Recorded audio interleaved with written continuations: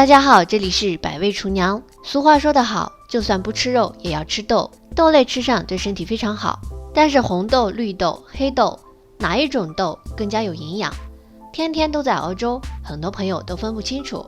今天就给大家详细说一下，有兴趣的朋友一定要往下看哦。首先来说说黑豆，黑豆号称豆中之王，黑豆的蛋白质含量是牛肉、鸡肉、猪肉的2倍多，牛奶的12倍，并且黑豆蛋白质的氨基酸组成和动物蛋白非常相似，很容易被人体消化吸收。而且黑豆的黑色来自于花青素，花青素具有一定的抗氧化性，可以延缓身体的衰老。而且在传统中医上认为，天气冷的时候要多吃一些黑色食物，所以在秋冬季的时候适量的多吃一些黑豆，对身体非常好。而且和绿豆还有红豆相比，黑豆的营养价值也是最高的。接下来再来说一说红豆。红豆性平，有滋补强壮、健脾养胃、利水除湿、清热解毒、通乳汁和补血的功能。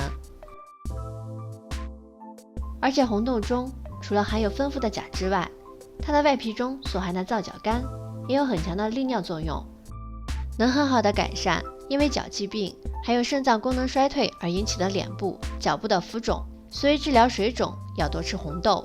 而且红豆和薏仁一起煮的水，常喝还有祛湿的功效，在南方生活的朋友可以常煮着喝一些。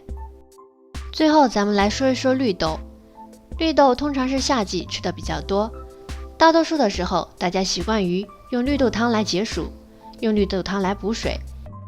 夏天的时候天气非常热，非常容易出汗，身体里的钠、钾等矿物质随着汗液的流失以后，身体会非常的疲倦，而绿豆汤正是提供钠、钾、电解质，所以是最适合夏季出汗以后饮用的健康饮品。不同的季节可以对应的食用不同的豆类，常吃对身体都非常好。好啦，今天的视频就到这里啦，如果你喜欢的话，记得分享给更多的朋友哦。这里是百味厨娘，我们下期视频再见。